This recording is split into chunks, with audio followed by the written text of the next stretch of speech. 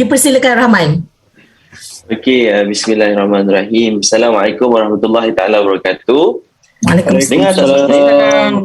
Waalaikumsalam Rahman. Okay. Alhamdulillah. So hari ni pertama dan samanya kita panjatkan syukur Allah SWT.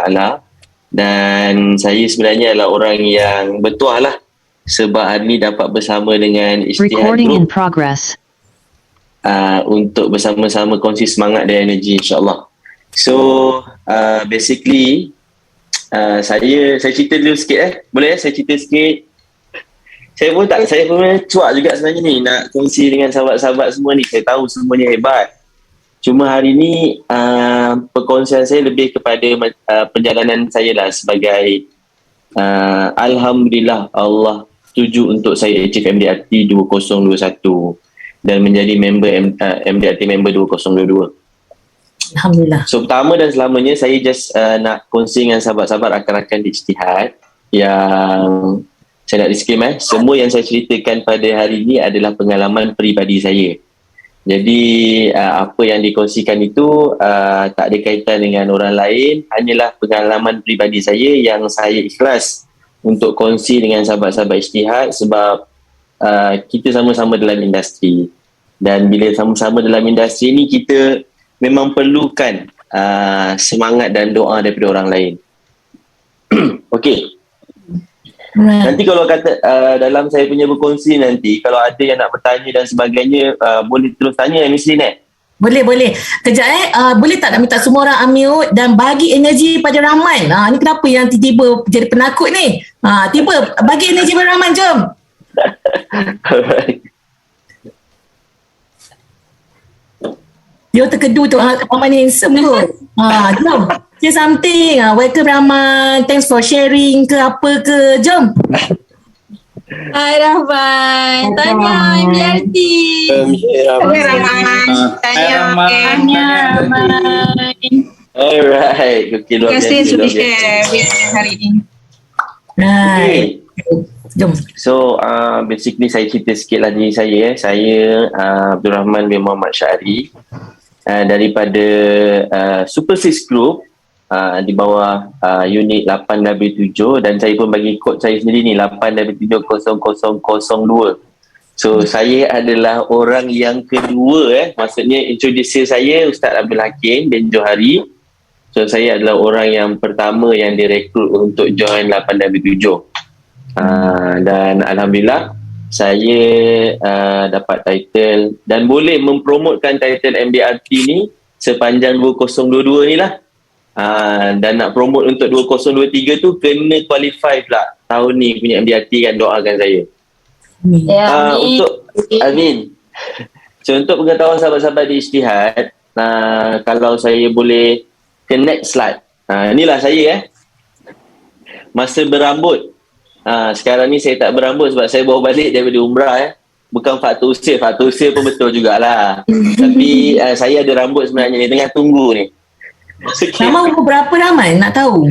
Saya tahun ni umur saya dah 32. Ya Allah. Oh muda lagi. Semakin berusia.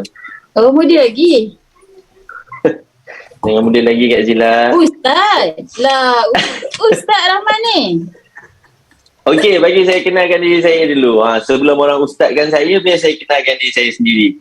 So saya ni so kalau ikutkan latar pendidikan saya bermula di Sekolah Kebangsaan Sedang dan saya bermula daripada seorang yang suka pergi sekolah tapi tak suka masuk kelas. Suka pergi sekolah tapi saya tak suka masuk kelas. Maksudnya kalau saya pergi sekolah, cikgu saya akan cari mana Abdul Rahman. Bila dah hujung baru saya akan masuk. Lepas tu saya dapat hadiah sikit lah, kena cubit dan sebagainya. So sebab tu mak ayah saya hantar saya ke Sekolah Kebangsaan Dengkil yang saya tak tahu pun wujud sekolah tu, dan saya kena duduk asrama daripada saya umur darjah 5. So darjah 5 saya dah masuk asrama, darjah 5 darjah 6 saya dah masuk asrama sebab saya seorang pelajar yang suka pergi sekolah tapi tak suka masuk kelas. Kan, mak ayah saya, ni mak ayah saya kalau tengok kat dalam gambar ni kan. Itu Pakcik Syahri, yang itu Makcik Azizah. Dua orang ni cukup risaulah dengan Seketul Abdul Rahman ni masa dulu kan. Sebab tu diorang hantar saya masuk asrama. Dan sepanjang 2 tahun tu lah kawan-kawan Ijtihad, saya berdrama dengan mak ayah saya. Duk menaik. Yelah sedih lah. Baru umur berapa, darjah 5, darjah 6 kan. Orang lain bermain sana sini dengan kawan-kawan. Kita dah masuk asrama. Tapi nak ceritanya, semuanya bermula dekat Sekolah Kebangsaan Dengkin ni lah. Allah buka jalan-jalan untuk saya mula belajar. Belajar daripada kecil kan. Yelah, saya berdikari daripada saya darjah 5. Saya kena masuk asrama, saya kena basuh baju sendiri. Setiap hari saya basuh baju sendiri. Masa tu mak ayah jauh kan. Yelah jauh lah. Serdang ke Dengkin masa tu jauh lah. Kan, tapi Alhamdulillah sebab dia lah bila dah besar ni, saya berterima kasih dengan mak ayah saya sebab hantar saya ke Sekolah Kebangsaan Dengkil yang hulu. Yang asrama dia memang, ya Allah, saya pun tak tahu nak cakap lah, duduk dekat dalam estate. Saya pula duduk dekat Serdang ni dalam UPM kawan-kawan. Kita dah biasa dengan environment bandar. Setiap hari Sabtu, hari Ahad saya akan pergi swimming pool dekat UPM. Sampai dekat Dengkil, apa saya boleh buat? Saya boleh panggil asuh belakang tu. Asuh, macam tu je. Belakang tu longkang dan sebagainya kan. Tapi nak cerita, selepas daripada saya duduk asrama tu, saya dapat masuk sekolah, berasrama. Memang mak ayah saya ni, Pakcik Syahri dengan Pakcik Azizah ni memang diimpikan anak-anak dia masuk sekolah agama lah. Dan Alhamdulillah berkat doa mak ayah, saya masuklah sekolah agama. Nak keluar sekolah sains pun masa tingkatan 4, dapat MRSM Rompin, masuk sekejap. Tapi sebab mak ayah sebab mak punya doa ni, dia nak sekolah agama juga, patah balik sekolah agama Sang BST. Dan Alhamdulillah habis kata 5, masalah juga saya ni sebab saya bila dekat sekolah agama ni dah lama saya dengan sekolah agama, saya nak tukar bidang. Bila nak tukar bidang tu, result SPM lah, biasalah kan. So saya nak apply UIA. Mak saya pun tengok bila saya apply tu, mak saya tanya, apply apa? Saya apply human science ke human resource masa tu. Saya apply human science. And then mak saya tanya, mana yang bahagian agamanya? Makcik Azizah ni memang tak lepas lah. Dia nak juga anak dia pergi ke bidang agama kan. Tapi Alhamdulillah lah, saya pun cakap dengan mak saya, mak saya minat untuk belajar psikologi. Kan, tiba minat psikologi kan, padahal tak tahu apa pun. Masa tu cakap dengan mak ni, mak saya minat nak belajar psikologi. Mak cakap okey tak apalah, tapi mak doakan dapat kos-kos agama. Kos-kos agama ada tau saya pilih yang nombor 3, nombor 4. So nak jadikan cerita, pilihan pertama saya UIA saya tak dapat. Saya dapat Universiti Malaya Nilampuri untuk ambil kos agama. Punyalah melompat Makcik Azizah masa tu, dia baling dia punya penyapu. Alhamdulillah anak aku dapat Universiti Malaya. So Seketul Abdul Rahman ni memandanglah ke hadapan kan, macam Allahu Akbar, Alhamdulillah lah, Allah mudahkan jalan untuk masuk universiti. Masuk universiti. Pakcik Syahri ni dia tak tahu.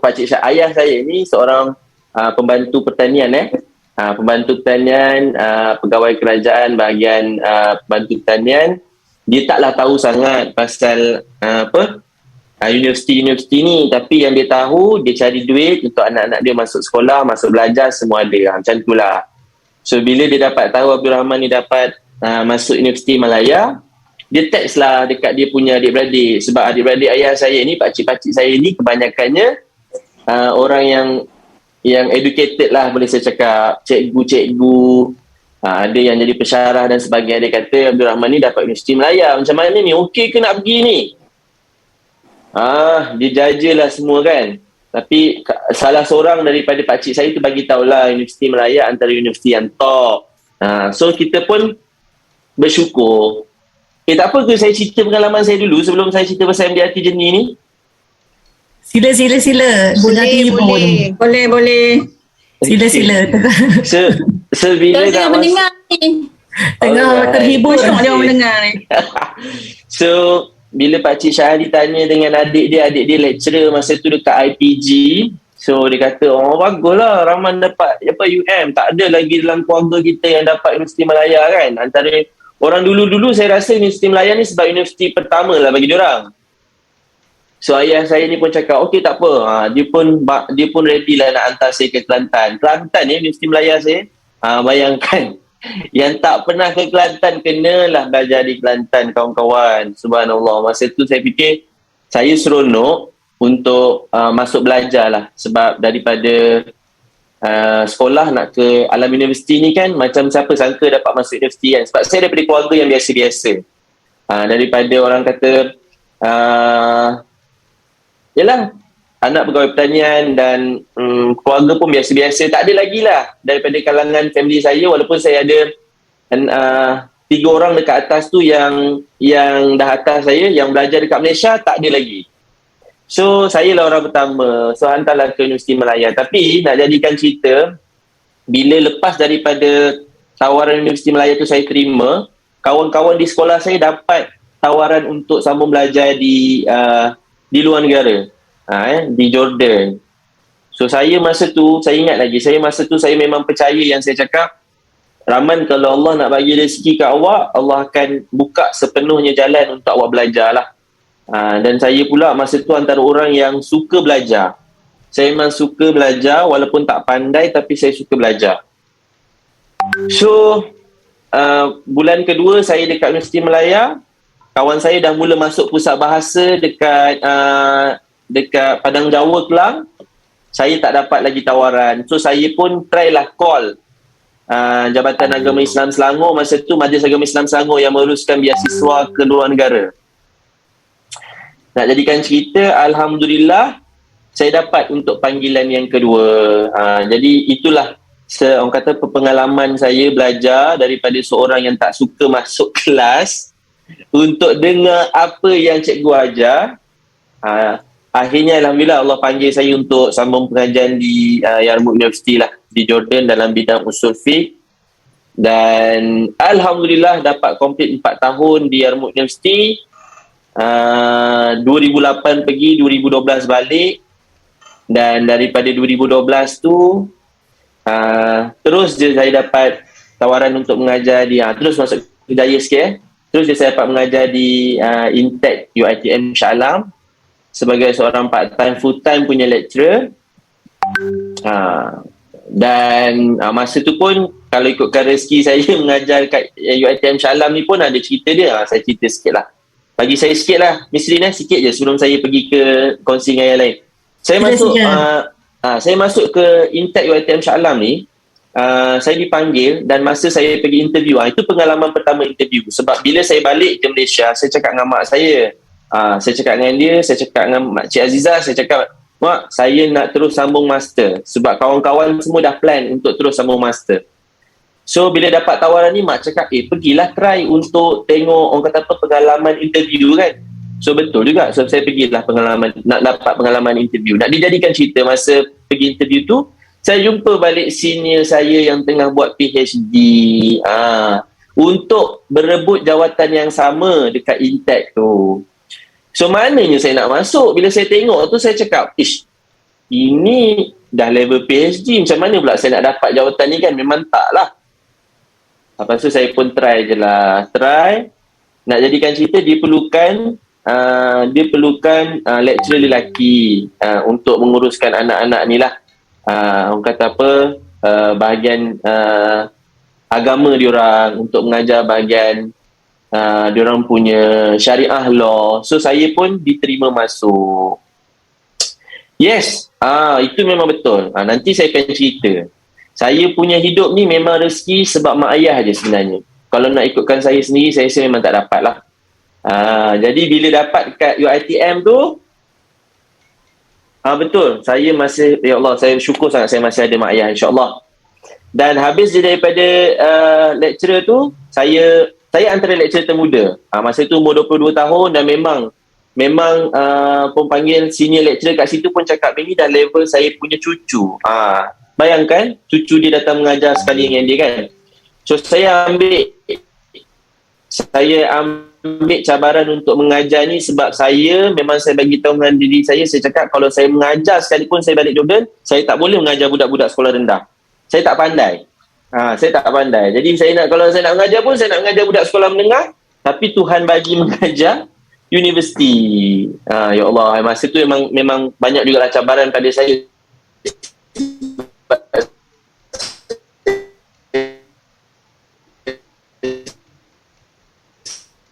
Macam, boleh ke saya mengajar kan? Rupanya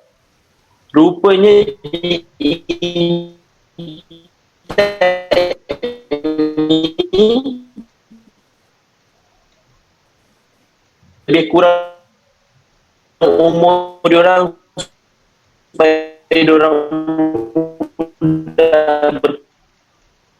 berkongsi. Betul kalau bila dapat jadi sir ni lain sikit lah. Kan? Panggil sir masa tu kan. Tapi tak apalah, Alhamdulillah.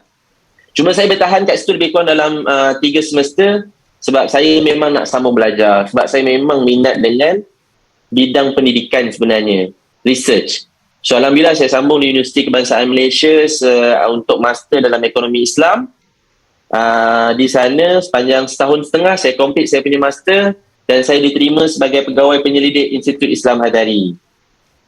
Selama dalam 1 semester, lepas tu saya ditawarkan jawatan sebagai penolong pegawai khas Perdana Menteri Malaysia yang kelima Tun Abdullah Haji Ahmad Badawi untuk menguruskan urusan luar negara dan juga negara-negara Arab lah. Sebab saya kan tadi saya belajar dekat Yarmouk University, so saya ada sedikit kelebihan untuk berkomunikasi dan bekerja dengan orang Arab. Jadi atas sebab tu saya jadi dia punya pegawai khas untuk menguruskan urusan luar negara. So bila jadi pegawai khas Perdana Menteri Malaysia ni, mesti orang ingat, ni orang politik kan. So untuk pengetahuan tuan-tuan perempuan, saya ni memang kurang bercampur dengan politik. Tapi masa nak jadi penolong pegawai khas Perdana Menteri Malaysia kelima ni, yang ni Makcik Azizah bersuara.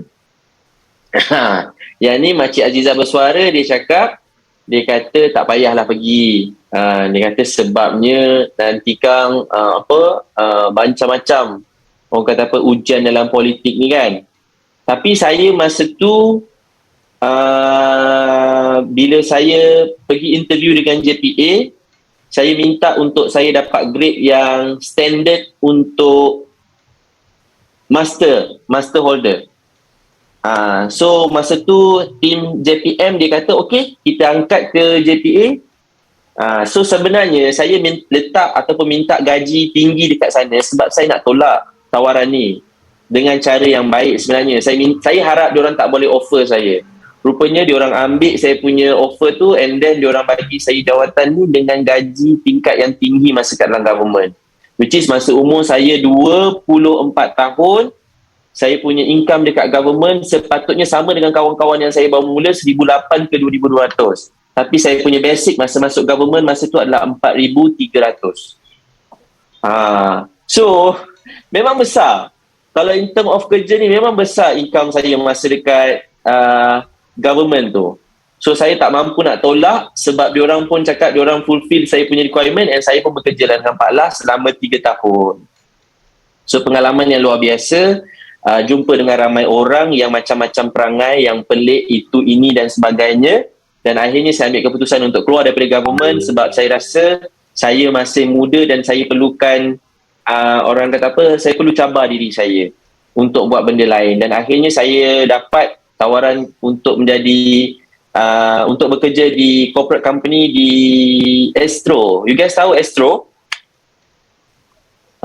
So saya pun masuklah ke Astro sebagai executive producer yang menguruskan urusan channel Islamik. Islamik maksudnya Astro Oasis lah. Siapa tahu nombor Astro Oasis? Tekan nombor berapa? 104 kan? 106. Okay, 106. Okay, jarang-jarang orang tahu Astro Oasis punya number ni. 106, yes. 106 itu adalah saya punya channel. Sepanjang 2 tahun saya conduct channel tu. So antara saya punya baby program kat situ adalah Tazkirah Malam Jumaat. Tazkirah Malam Jumaat tu, itu saya punya baby program lah. Mesti cakap tak sangka Azila tengok Astro Oasis. Lain macam dia mesti. Betul. Astro Oasis banyak sebenarnya program yang dah hipster sekarang ni. Cuma kita nak buka tak buka je sebab kita terbiasa dengan 104. So saya dekat Astro tu sepanjang 3 tahun, saya memang tengok Astro Oasis kalau tengok TV, Alhamdulillah. Saya adalah kalau siapa yang kalau bab program kat Astro ni dia akan repeat kan. So bila repeat tu banyaklah, adalah juga nama saya kat situ, executive producer Abdul Rahman Muhammad Syari. So nak masuk ke Astro ni pun ramailah kawan-kawan daripada tempat saya belajar dulu tak bersetuju. Saya nak masuk sana, saya tanya dengan kawan-kawan macam mana, okey tak kalau saya nak masuk industri yang penuh dengan tipu daya ni. Industri seni, istilahnya saya akan berurusan dengan artis-artis. Okay, saya cerita sikit. Bila saya masuk Astro ni kan, pengalaman saya daripada government ke corporate, saya dah biasa dengan blazer. Bila saya jaga Paklah, saya dah biasa dengan pakaian yang blazer, pergi meeting dan sebagainya. Bila masuk industri kreatif ni, saya pergilah. Dia appointment untuk saya ataupun saya punya temuduga di Starbucks. Di Starbucks, saya ingat lagi. Di Starbucks masa tu saya punya temuduga. Habis appointment, and then saya punya first task, saya masuk Astro. Saya masuk Astro memang luar biasa. Memang saya, to be frank, saya cakap dengan kawan-kawan di Ijtihad, memang saya perlu orang kata apa, berijtihad dekat sana untuk jaga saya punya iman, jaga saya punya pandangan mata sebab dekat industri kreatif ni kita memang terlalu kreatif. So memang environment tu tak sama, sangat tak sama. So saya setujulah dengan kawan-kawan saya cakap, dia kata, Man, kalau awak pergi ke Astro, awak kena kuat iman, kalau tak awak yang akan ikut diorang. Siapa ni? Bapa saya dalam industri hari-hari berkepit dengan artis. Iman kena kuat. Betul. So bila masuk dekat Astro tu, sebenarnya tempat yang paling saya suka adalah di Astro. Walaupun daripada segi environment tu memanglah orang kata tak berapa sihat, tapi dekat situlah saya menggunakan sepenuhnya saya punya ruang dan peluang untuk orang kata apa, untuk berdakwah pada kawan-kawan sekeliling lah. Iman tak kuat tu sebab apa? Sebab dekat sana pemakaian staff lebih menonjol daripada artis. Lebih menonjol daripada artis. Ada yang macam tak nak pakai baju pun pergi kerja, tapi dibenarkan. So memang itu antara benda yang kita kena ni lah. And then kat situ lah saya belajar untuk bekerjasama dengan orang yang lebih senior. So saya dah dapat tempat yang saya seronok sebab saya boleh utiliskan saya punya ilmu, dan dalam masa yang sama saya suka untuk buat program Oasis. Sebab saya ni orang yang tak banyak pahala. Jadi bila kita buat program TV, berapa ramai orang akan tengok. Dan saya minta, memang saya doa supaya saya boleh claim satu persatu kalau ada orang dapat manfaat daripada program Astro Oasis tu, masuklah sikit dekat tabung akhirat saya. Sampailah satu masa Allah SWT bagi peluang yang lebih baik. Saya berhenti di Astro dan saya bekerja di Saudi. Saya bekerja di Saudi sebagai operasi manager untuk menguruskan urusan umrah dan haji selama setahun. So kalau tengok pada kejayaan kan, mesti ada kawan-kawan yang tanya, kenapa ni Rahman ni asyik melompat sana sini kan. So bertenang dulu, Rahman ni melompat sebab dia dah bagi tahu pada diri dia boleh melompat sampai umur dia 30 tahun saja. Dia boleh melompat sampai umur dia 30 tahun, which is saya memang firm dengan saya punya apa yang saya nak lah. So masa sampai umur 30 tahun, nak jadi cerita 2018 saya ditawarkan untuk bekerja di Mekah. 2019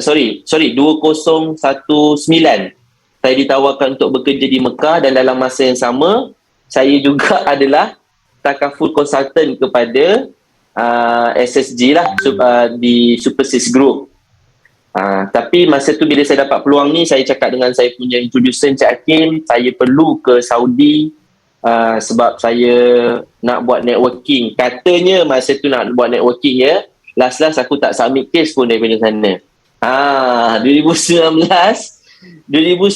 saya bagi tahu Encik Hakim, saya nak pergi sana, saya nak buat networking, nanti orang ramai datang, macam mana saya boleh dapat banyak new numbers.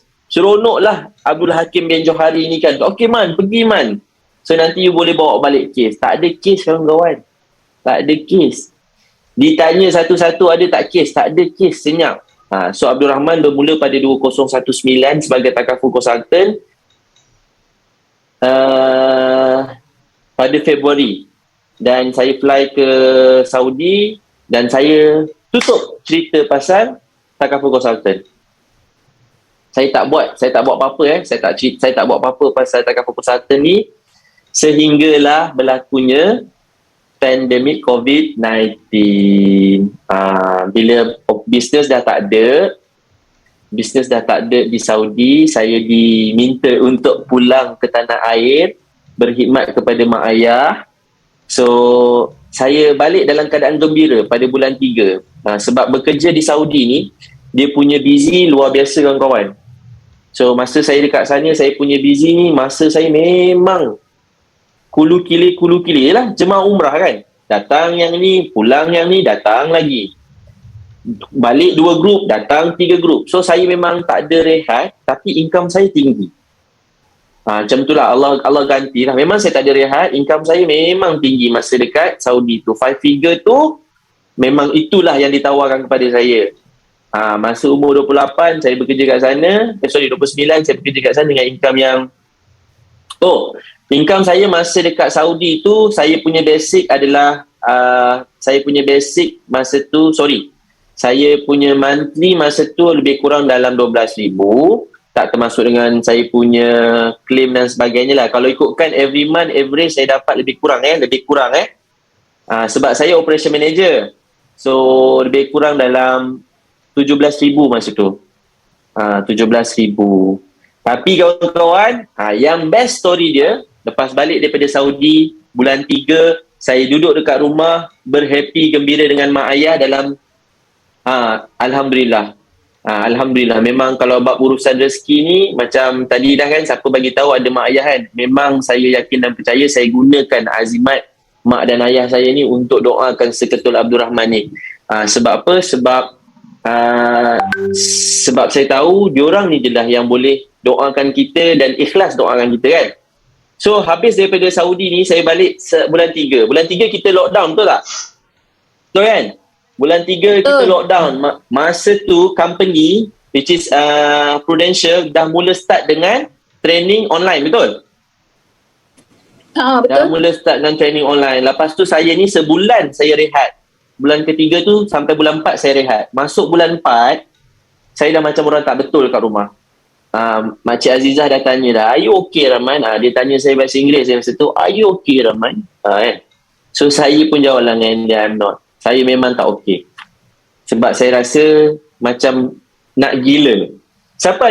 Siapa ada pengalaman yang sama masa mula-mula tu sebenarnya normal tau. Sebab kita dah biasa bekerja dekat luar, tiba-tiba kita kena lockdown, duduk kat rumah, tak boleh buat apa dan sebagainya. So saya berperang dengan diri saya sendiri. Sampailah masa bulan 4 tu, saya teks dengan Encik Hakim. Bayangkan Februari 2019, saya comeback balik 4/2020. 2020, bulan 4 baru saya teks dengan Encik Hakim. Hakim, sebab saya nak pastikan diri saya ni dianggap seperti bekerja. Saya cakap dengan dia, Encik Hakim, saya nak join training. Mesti banyak training kan, saya nak belajar balik dan sebagainya. So, dekat situlah bermulanya Abdul Rahman bin Muhammad Syahri ni percaya dan tak ada pilihan. 2020, umur saya dah 30, betul tak? Tadi saya dah cakap, saya akan melompat sehingga umur saya 30. Yes, kita memang tahun yang stres 2020. So, saya bermula kawan-kawan di Perubahan Takaful ni pada, orang kata bermula secara full time dan fokus dengan Perubahan Takaful ni adalah pada usia saya 30 tahun, pada bulan Mei. Bulan 5 tu baru saya ada kes. Seketul, 2 ketul, 3 ketul macam tu je lah kes saya. Lebih kurang macam tu lah. Kes saya tak banyak. Tapi saya dah mula bercerita. Saya dah mula fokus. Saya dah mula bercakap yang saya ni adalah takaful consultant. Dan nak jadikan cerita, Alhamdulillah, dalam bisnes takaful ni lah, sebenarnya hati saya lebih tenang. Masa saya lebih banyak. Saya punya peluang untuk berkongsi dengan mak ayah tu lebih besar. So kalau kalau sahabat-sahabat di Ijtihad tanya dengan saya, apa je benda yang saya happy sangat dekat dalam bisnes Takaful ni, satu benda yang selalu saya pesan pada diri saya, Rahman, awak buat bisnes ni, awak tak pernah ajak seorang pun untuk buat jahat. Bahkan awak memperbaiki kehidupan awak ajak supaya diorang ada kelebihan dan kebaikan dalam Takaful, dan dalam masa yang sama, awak carry amanah satu keluarga. So, bisnes ni sangat mulia kawan-kawan. Bisnes ni sangat mulia. Kalau ada sesiapa yang rasa malu jadi Takaful Consultant ni, hari ni Rahman bagi tahu dengan kamu semua. Berbanggalah dengan peluang yang Allah bagi untuk jadi seorang Takaful Consultant yang bertanggungjawab. Bayangkan masa orang tengah hilang bisnes, orang tak ada kerja, tapi kita sebagai Takaful Consultant 2020 lah tahun yang kita melonjak naik.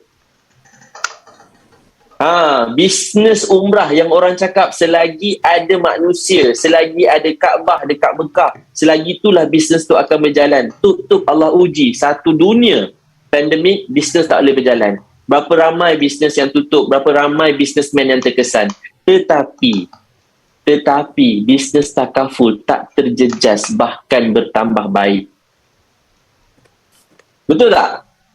Tetapi bisnes Takaful tak terjejas, bahkan bertambah baik. Okay. Untuk saya punya pengalaman peribadi, mana pernah buat bisnes Takaful. Tetapi sepanjang 7 bulan, daripada bulan 5 sampai ke bulan 12, saya dapat Greenhorn Star Club ke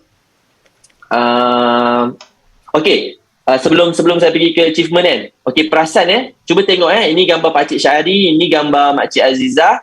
Lepas tu ini nombor plate VHF 556 nanti saya cerita. Okey, next Miss Lin.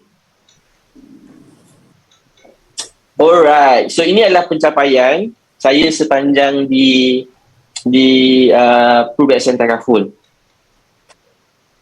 Yes, Business Takaful Currency Session, betul. So ini pencapaian saya pencapaian yang tidak seberapa, tapi Alhamdulillah. So saya start dengan Star Club Rome, Itali 2020. Itulah saya bermula daripada bulan 5 Bulan 5, lepas tu saya bulan 6, bulan 7 saya fight, bulan 8 saya fight, bulan 9 saya sakit. Bulan 9 saya sakit sampai bulan 10. Bulan 9 saya sakit sampai bulan 10. 2 bulan Bulan 9 tu saya sakit, saya masuk hospital 7 hari, fully covered by Probation Takaful. Dan dia on off sakit sampai bulan 10. Bulan 11 saya baru run balik, dan Alhamdulillah saya dapat achieve saya punya Star Club Rome Italy 2020. So itu first time saya Star Club. Tak rasa apa pun. Rahman sakit apa? Oh, saya demam je sebenarnya. Saya demam, tapi saya sakit kepala. Bila saya masuk hospital tu, doktor dia okey, ni pun menarik. Ada banyak benda menarik ni. Macam mana ni? Tak apa. Bila masuk hospital tu, doktor dia diagnose saya meningitis. Meningitis ni is a critical illness tau. Kalau kita sebagai Takaful Consultant mesti tahu. Tapi Rahman ni tak tahu pun sakit tu sakit yang kritikal. Which is bila doktor pakar datang, dia kata, oh ni kemungkinan awak ni meningitis. So bila meningitis kita ni senyum lagi kan. Lepas tu doktor dah kelang kabut dah. Okay, I nak you buat I nak you buat MRI dekat budak ni, dekat patient ni, and then I nak you buat dalam masa 2 jam ni juga. Saya dah macam pelik. Kenapa dia macam cepat sangat ni kan? So saya buka lah. Oh, ini adalah orang kata ada macam ketumbuhan dalam kepala. Dia suspect, dia tak buat apa-apa pun. Lepas MRI tak ada apa-apa pun. Because saya memang ada migraine yang teruk. Sometimes saya punya migraine sampai saya collapse lah. So that's why saya masuk hospital. So Alhamdulillah saya sihat, saya boleh berkongsi dengan Ijtihad. Setakat ni okey ke? Ada nak tanya tak? Tanyalah dulu. Saya bercakap seorang pula. Okay, tanya-tanya soalan. Orang tanya apa? Wah, best lah. Nama ni Perli Pulara. Pergi pelara. Ingatkan Rahman pendiam. Ingatkan pendiam. Ya Allah, saya tak pandai bercakap. Tapi bila dekat Zoom ni macam boleh sikit bercakap. Menipu. Mana begitu. Ya, siapa nak tanya soalan? Tanya soalan. Rahman Tanyalah masa sikit-sikit. 2020 Rahman dah perform. Ni Rahman carry forward berapa? Yang masa 2021? Carry forward apa tu? Production tahun sebelumnya untuk MDRT. Okey. Terima kasih Terima kasih tanya Zila. Apa Kak Zila? Saya rasa Kak Zila pun tahu kan, kita ni di PBTB kita tak mempunyai sistem yang power macam BPAMB, betul tak? Betul. Kita sendiri pun pening masa dalam kos kita buat kira-kira itu, betul tak Kak Zila? Ya benar. Ya, dan saya untuk pengetahuan.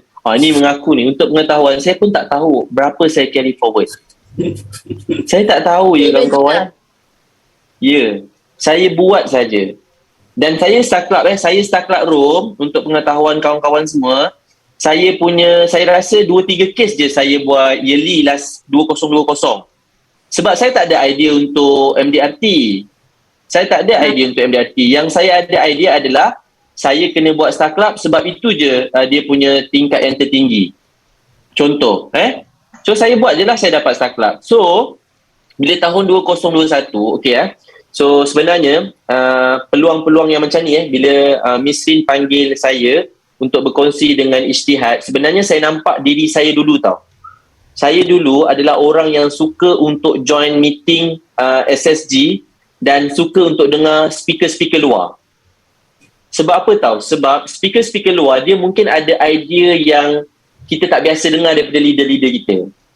Dan sebab tu saya cakap dengan Kak Lin, saya cakap dengan Cik Hakim, saya cakap kan, setiap kali SSG hantar, saya berterima kasih sebab dia menjemput MDRT, MDRT. Sampai saya yang baru dekat dalam PSN ni pun saya tanya, apa benda MDRT ni? Yang korang asyik bangga-banggakan, yang asyik tanya itu, asyik panggil MDRT kan? So first thing, bila diorang jemput masa 2020, saya masih ingat masa tu saya champion untuk bulan tu dekat SSG, dan saya juga adalah moderator untuk program appreciation malam tu. Kami jemput Didi Abdullah, Kak Didi. Kan? You guys kenal lah macam mana Kak Didi punya energy kan. Walaupun dia tengah duduk, dia boleh melompat, betul tak? Ini kami dapat fizikal tau dengan dia. Memang dia melompat lah dekat atas stage tu. So kita pun macam tertanya tau, macam seronok je MDRT ni kan. Macam best je, sebabnya orang akan fokus, bukanlah orang akan fokus, sebab dia berjaya untuk berada di satu tahap yang mungkin berbeza daripada orang lain. Masa tu cuma cakap, best lah MDRT, macam tu je. So bila tahun 2021 SSG jemput Encik Kamaruzaman bin Nasib, another MDRT, betul Encik Zaman, another MDRT, dan saya nampak trend tu, saya suka. Saya cakap, MDRT masa tu kick off. Jadi saya pun cakap, this year by hook or by crook Rahman kena MDRT. Dan masa tu pun saya tak tahu apa qualification, apa require untuk MDRT. Bahkan Seketul Abdul Rahman ni tahun lepas 2021 tak join pun focus group ke mentor-mentee ke, saya tak join pun benda tu. Sebabnya memang tak ada idea. Cuma bila Encik Zaman datang and bagi tahu untuk jadi MDRT, start tu lah saya cakap, Rahman, by hook or by crook you kena jadi MDRT. Sebab apa kawan-kawan kat Ijtihad, kita adalah agensi direct PBTB, betul tak? Yang memang kita fokus kepada takaful punya produk, betul tak? As a Muslim, yes, as a Muslim, saya minta untuk berapa orang ada dalam ni ada 19 orang dalam ni kan, tolonglah pasang niat pada hari ni, saya kena achieve MDRT. Saya kena achieve MDRT. Saya bagi tahu sikit lah last year dekat PAMB pada tahun 2021 yang qualify untuk member MDRT 2022 ada 201 orang. 201 orang. Nak tahu tak berapa jumlah PBTB? Siapa tahu saya bagi. Saya bagi reward sikit. Berapa orang kat PBTB yang dapat MDRT last year? 4 kot. 3 or 4? 3 kot. Rasa 2. Ni Kak Ili berapa? 4 rasanya. Bukan 5 ke? Siapa yang jawab 4 tu? 3 atau 4? 3 atau 4? 4. Betul. 4. So 4 orang saja 4 seorang saja daripada PBTB. Ya, masa direct PBTB hanya ada 4 saja. Which is direct agency ada 4 orang saja. Yang 3 tu semuanya wanita-wanita dan juga adalah leader. Dan seorang saja adalah ejen, which is Abdul Rahman Muhammad Syari. So saya secara jujurnya bukan nak kata saya bangga ke apa ke tak. Cuma saya nampak macam ni tau. Saya cakap, ya Allah, kita ni Muslim ramai. Tapi tak ramai yang nak berimpian untuk capai MDRT. Kalau ramai pun yang berimpian, kita mungkin tak tahu apa game dalam MDRT. Dan kalau kata kita tak tahu game pun, kita mungkin adalah orang yang sekadar nak tapi tak usaha untuk dapat capai MDRT. So saya sendiri bila saya achieve MDRT ni, saya nampak tau kawan-kawan. Saya nampak sahabat-sahabat Ijtihad, sebenarnya saya bawa bukan diri saya seorang. Saya bawa SSG, saya bawa 8W7, saya bawa PBTB. Baru orang nampak, oh, ada MDRT dekat PBTB. Cuba you guys rasakan. Yang benda tu saya nampak bila Misri minta dengan saya, Rahman boleh tak kongsi your journey as a MDRT sepanjang 2021 tu kan. Saya cakap, Misri, InsyaAllah. Saya memang bukan macam MDRT yang lain. Which is saya memang biasa-biasa saja. Tapi Alhamdulillah Allah setuju untuk saya MDRT. Dan bila saya tahu saya MDRT tu sebenarnya adalah untuk benda macam ni lah. Berkongsi dengan orang lain, bercerita dengan agensi, berkongsi dengan sahabat-sahabat lain kan. Sebab kita kena berimpian. Dan saya bermula dengan nakkan MDRT sebelum saya tahu apa requirement, sebelum saya tahu apa patut saya buat, sebelum saya tahu apa game MDRT. Jadi you guys rasa tahun ni 2022 saya minta sangat-sangat kita yang ada dekat dalam kita punya konsen hari ni kan, tolonglah niat betul-betul untuk capai MDRT. Dan MDRT tu memang satu perjalanan, tapi dia bukanlah perjalanan yang mustahil kalau kita tahu letak dekat mana kita nak berhenti. So tahun ni kita kena ada level of awareness yang sama. Ya betul. MDRT ni bukanlah satu orang kata apa, kalau kita kalau saya dulu saya suka belajar kan. Saya rasa saya nak capai, orang tanya dengan saya, kenapa Rahman nak sambung sampai PhD? Sebab saya rasa itu satu kepuasan diri dan dalam masa yang sama tanggungjawab kepada masyarakat. So sama juga bila saya capai MDRT ni, saya nampak yang bila kita ada title ataupun kita capai satu title yang mana ini adalah worldwide punya title saya nak sangat MDRT ni sebab bila saya dengar hanya 3% saja Muslim yang ada dekat dalam MDRT member. Bayangkan 3 ke 4% saja yang dalam MDRT member.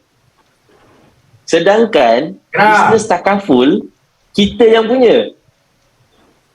Dekat PAMB kat PAMB ramai juga non-Muslim yang jual bisnes takaful and achieve macam-macam. So saya nak ajak pada kawan-kawan dekat Ijtihad untuk mula berimpian. Untuk mula berimpian dan untuk bekerja untuk capai impian kita tu. So kalau tengok kat sini tadi soalan tu macam saya dah pusing tempat lain kan. Orang tanya carry forward je kan. Tapi saya dah cakap pasal MDRT punya ni kan. So kalau tengok perjalanan saya, tapi kalau ada soalan boleh tanya tau. Saya akan cuba untuk jawab. Kalau tak saya pun akan macam nampak cakap sendiri je, macam bosan juga kan. Harap kalian tak bosan So, kalau tengok kat sini, saya punya journey lepas 2022 saya start club, lepas tu executive tender, and then saya dapat top 3 punya nationwide takaful consultant. Saya kalau ikutkan pada recognition Abdul Rahman bin Muhammad Syari ni masa mula-mula join takaful ni memang dah bagi tahu dengan Cik Hakim, saya tak suka untuk bertanding dengan orang lain. Saya memang tak suka sebab saya akan stres. Saya tak suka bila Cik Hakim update saya siapa depan saya apa semua, saya tak suka. Tapi sebenarnya secara tak langsung bila dia keep update dan sebagainya, dia membantu untuk saya bekerja lebih keras lah, itu saja. Dan dalam perjalanan saya sebagai seorang MDRT ni kan, baru boleh sebut sebab dah dapat title MDRT tu. So banyak benda yang Allah Subhanahu Wa Taala ajar lah. nak jadi MDRT ni bukan sekadar cakap, perlu dibuktikan dengan usaha. Siapa yang kat sini nak MDRT tapi you guys tak buat planning, saya tak rasa kita boleh achieve. Seolah-olah kita campak satu benda tanpa matlamat. Kita baling batu tanpa matlamat, batu tu mungkin akan jatuh tapi tak tahu tempat dia kat mana, betul tak? Siapa nak MDRT tapi dia tak tahu requirement MDRT, saya rasa perlu kita recharge balik. Perlu kita fikir balik. Aku nak MDRT tapi aku tak tahu berapa tahun ni punya ni. Tahun ni punya FYP berapa untuk MDRT? Siapa tahu? 330,900. 32? 330,900. 330,900, betul. So, macam contoh kan, macam apa Kak Eli dia dah tahu dah berapa MDRT punya FYP pada tahun ni. So, sekarang ni, bila kita dah tahu figure 3,900 tu, you guys kena buat shortfall. Kena buat shortfall. Please, buat shortfall. Macam saya buat shortfall. Sebab kita kena buat shortfall. Sebab apa tau? Sebab kita tak dibantu oleh sistem seperti oleh PAMB. Kena faham tu. Jadi kita kena kira sendiri manual. Kalau orang PAMB memang dia boleh update daripada situ. Tapi PBTB tidak. Kena berusaha sikit lah. Bila saya cakap ni kan, maksudnya kami sendiri dekat SSG pun tahun lepas, masing-masing orang kata apa, gelabah juga.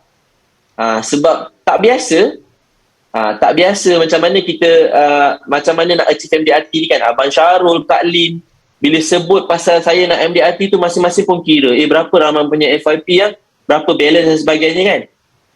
So masing-masing lah kena kira berapa kita punya balance sebelum kita capai MDRT tu.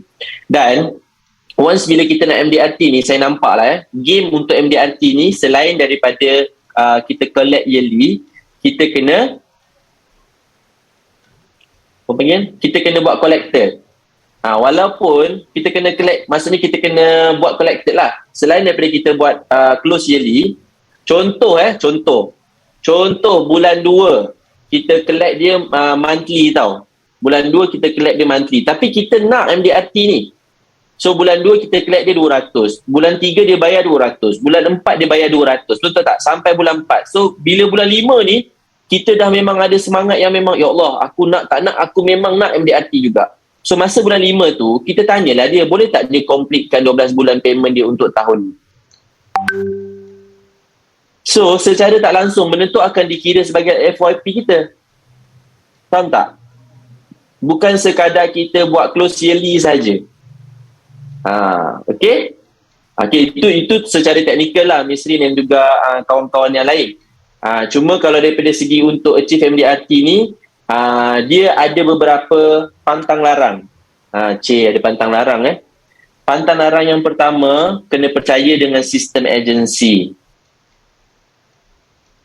Kakak-kakak, abang-abang, adik-adik yang berada dalam ijtihad, tolonglah percaya dengan sistem agensi yang ijtihad telah sediakan. Platform-platform yang ijtihad telah sediakan, wajibkan diri, paksakan diri untuk join. Then you are dah melangkah ke satu tahap untuk jadi MDRT. Faham Yang pertama, kena follow sistem agensi. So nak jadi MDRT ni, sebab tu Miss Rin jemput orang yang dah MDRT untuk bagi talk. Macam saya sendiri, hari ni saya adalah sahabat kalian kita di PBTB. Tak ada apa yang saya nak sorokkan, tak ada. Yang saya nak adalah biarlah lebih ramai orang kat dalam PBTB untuk achieve MDRT. That's why saya pesan pada kawan-kawan yang datang hari ni, kita jangan bazirkan masa dengan benda yang kita rasa benda tu akan ganggu kita punya fokus. Sebab sekarang ni Miss Rin, yang kebanyakan ada dalam kita punya meeting ni, semua ni yang dalam agensi yang dalam meeting kita ni semua ni full time dan part time ke ataupun macam mana? Full time dan part time. Full time dan part time. Okey. So, untuk mereka yang berada dalam industri takaful nak achieve MDRT, first step anda untuk achieve MDRT adalah dengan join sistem agensi. Follow sistem agensi. Macam hari ni, tahniah kepada 19 orang daripada Ijtihad Group. anda memang adalah orang yang akan menjadi MDRT 2023. Bagi clap untuk diri sendiri. Sebab apa? Sebab benda ni lah yang pertama saya buat masa saya nak jadi MDRT. Saya join top orang yang MDRT bagi. So kalian ni memang dah orang kata dah ada on track lah. And then yang kedua, bila agensi perlukan bantuan, idea untuk kita bantu, tolonglah bantu. Sebab itu saja jalan untuk Allah mudahkan perjalanan kita untuk achieve MDRT. Ini saya cerita berdasarkan pengalaman saya. Sebab saya memang orang yang paksa diri saya untuk join aktiviti agensi. Walaupun saya bukan mahir. Macam SSG, bila dia buat morning sharing, saya akan wajibkan diri saya untuk datang. Saya akan cuba untuk berada dalam morning sharing, dan dalam masa yang sama saya akan cuba untuk dapatkan doa orang-orang dalam morning sharing. Cara untuk saya dapatkan doa dan energi daripada kawan-kawan dalam morning sharing adalah dengan saya achieve target pada minggu tu. Bila saya achieve target pada minggu tu, saya akan diberi peluang untuk berkongsi. Bila saya diberi peluang untuk berkongsi, itulah platform saya untuk saya minta doa daripada kawan-kawan. Dan atas sebab tu jugalah saya bersetuju dengan Miss Rin untuk berkongsi dengan kawan-kawan dekat Ijtihad. Sebab saya tahu kita masing-masing perlukan energi dan semangat. Sebab tu juga saya yakin dan percaya sebelum saya join ni pun saya dah ada 3 kes tiba-tiba orang tanya untuk buat takaful. Belum saya kongsi dengan kawan-kawan lagi. Be a energy giver dalam Ijtihad group.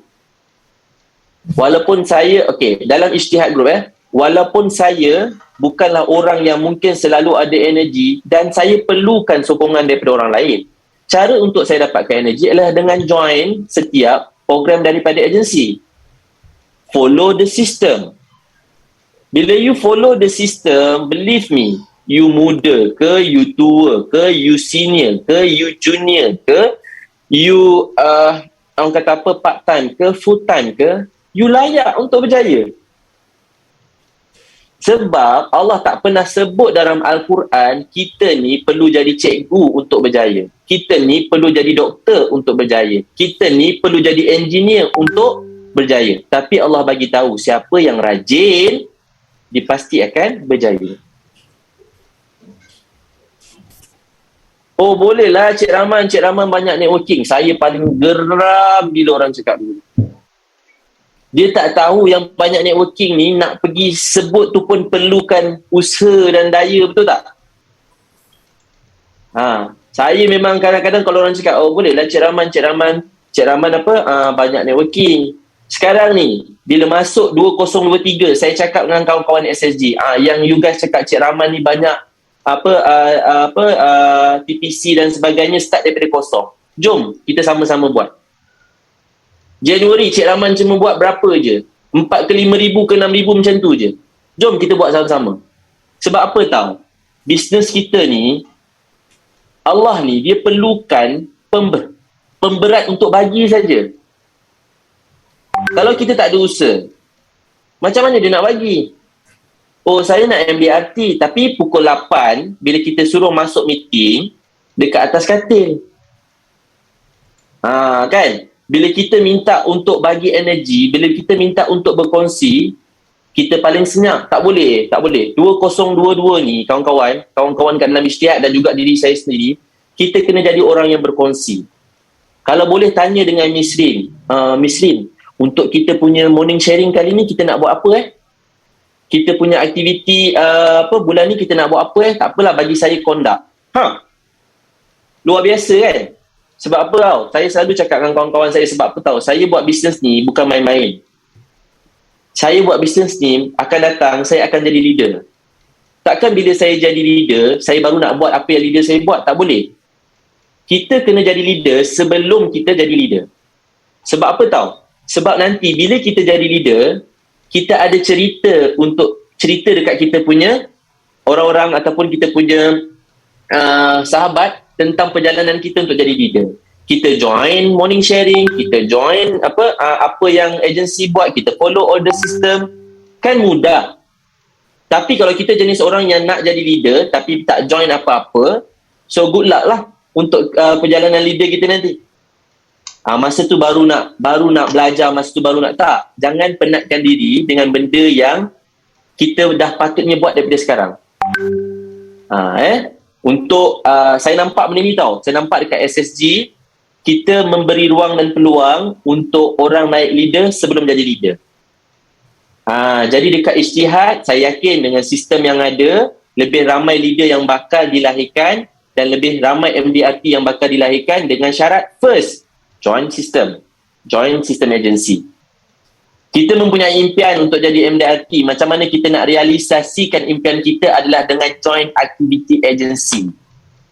Impian perlukan aktiviti. Dan mana kita nak dapat aktiviti tu dalam activity agency. Tak payah cari kat tempat lain. Agency sendiri. Betul ke betul? Betul kan? sangat. Yes. Dalam activity agency sendiri dah ada platform. Lepas daripada kita naik ke dalam platform, impian kita tu akan, orang kata apa, akan terlaksana bila kita join all the activity yang kita punya agency buat lah. So jangan tinggal tau, jangan skip. Ni antara dia punya tips. Nak dapat MDRT, jangan orang kata skip kita punya program dalam agency. Yang ketiga, support each other. So sekarang ni ada berapa orang Ada berapa, lebih kurang dalam 19 orang. 19 orang ni perlu ada nada ataupun idea yang sama. Tahun ni Kak Ili nak MDRT, tahun ni Kak Azila nak MDRT, tahun ni Amirul Syafiq nak MDRT, tahun ni Hilmi Razak nak MDRT. So yang lain, Afiq Qasim pun nak MDRT. So semua bercakap dengan numbers yang kita dah tahu tadi. Support each other. Saya cakap support each other ni macam mana tau? Okay, saya nak tanya. Nanti jawab buka, you guys boleh unmute. Saya nak tanya siapa yang dah like page Ijtihad Group dekat Facebook dia? Saya. Sudah. Saya. Saya. Siapa yang tak like lagi page Ijtihad Group? Saya. Ramai ni. Betul diorang. Okay, macam ni bila dah like. So bila saya cakap pasal support kan, korang tahu tak dekat dalam Ijtihad Group punya ruang Facebook tu kan, bila gambar ataupun orang yang capai satu target tu, saya boleh kata saya dah investigate tau, ada 2-3 like je. Tidak. Ada 2-3 like je kawan-kawan.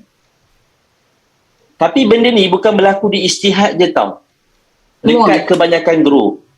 So macam mana kita nak kata kita support each other kalau kita sendiri malu nak sumbang like kepada kita punya fanpage sendiri? Minta maaf lah kan, sentuh benda sensitif pula. Tak. Sebab dekat SSG pun benda yang sama.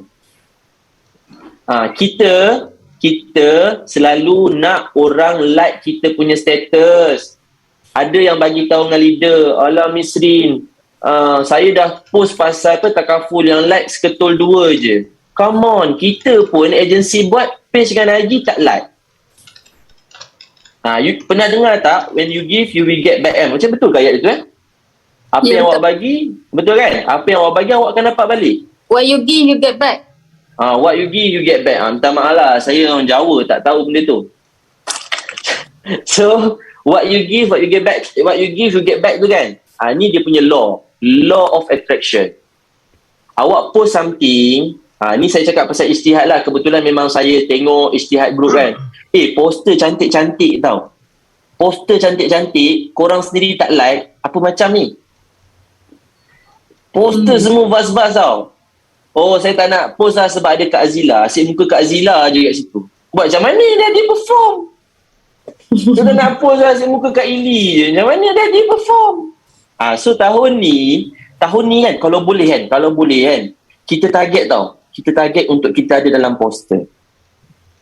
Saya pun sebenarnya tak suka berada dalam poster, tapi lepas tu saya belajar sedikit pasal law poster ni. rupanya bila orang tengok poster kita, orang akan tahu yang kita ni wujud dalam industri. Betul. Bila orang tahu kita wujud dalam industri, orang akan percaya untuk buat dengan kita. Saya ni agent tau. Saya bercakap daripada segi capacity agent. Apa aktiviti yang saya buat? Saya suka tengok Facebook ataupun leader-leader ataupun agent-agent yang mantap di Prudential BSN Takaful. Apa yang dia buat? Wan Adam, DJ Abdullah, Fatini, apa yang diorang buat? Zaman, apa yang diorang buat? Diorang dah 8 ke 9 tahun dalam industri, masih lagi promote produk Takaful yang sama every day. Kalau tak nak sebut pasal dalam industri lah Nilofa, jutawan wanita, masih hari-hari promote pasal susu pisang dia. Kita yang tak jutawan lagi ni punyalah tak promote pasal kita punya produk. Pasal apa? Faham tak? So, jangan malu untuk promote produk kita. Sebab produk kita tak suruh pun orang pergi bunuh diri. Produk kita tak suruh pun orang pergi bunuh suami. Produk kita hanya suruh supaya dia jaga keluarga dia dengan baik. Nampak tak betapa mulianya Takaful Consultant punya kerjaya? Sebab tu kalau orang tanya dengan saya, saya Alhamdulillah sepanjang saya jadi Takaful Consultant ni, rezeki Allah bagi cukup dan sangat cukup, boleh kongsi dengan mak ayah, hati tenang, zakat boleh bayar. Yes, hati tenang, zakat boleh bayar dan bahkan boleh dapat lebih lagi. Faham tak? Oops, betul. Aduh. Okay. So, dah pukul apa dah ni? Pukul 12 dah. Saya dah terpaksa berhenti ke macam ni? Teruskan. Lagi sikit. Boleh. Boleh. Okay, sekejap So, bila kita dapat support each other ni penting. Sebab apa tahu? Sebab saya MDRT sebab saya dapat support daripada saya punya agensi. Daripada SSG, daripada 8W7, daripada dan juga daripada Encik Lan dan juga Encik Zul. Dua nama ni sangatlah saya sangat bersyukur lah. Sebab PBTB sendiri macam Encik Lan dengan Encik Zul, sebenarnya Encik Lan dengan which is Encik Zul lah. Encik Zul dia minta dengan saya jadi executive planner je. Yelah kan, manalah nak percaya untuk orang baru-baru ni nak MDRT kan.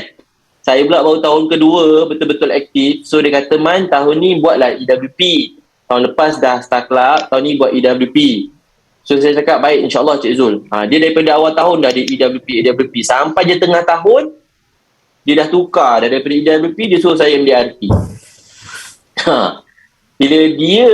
Bila dia sebagai orang yang mungkin tak pernah jumpa pun saya in person untuk tengok aktiviti saya, tapi dia orang yang monitor saya punya production, boleh percaya yang saya boleh buat tanpa dia tahu pun aktiviti saya, kenapa tidak saya untuk percaya kan? Kenapa tidak kita? Kenapa tidak kita? Kita sebenarnya ada sistem yang baik. Miss Rin sebagai orang kata apa, ketua dalam Ijtihad ni, dia mempunyai impian yang luar biasa. Nak ada lahirnya MDRT dalam Ijtihad.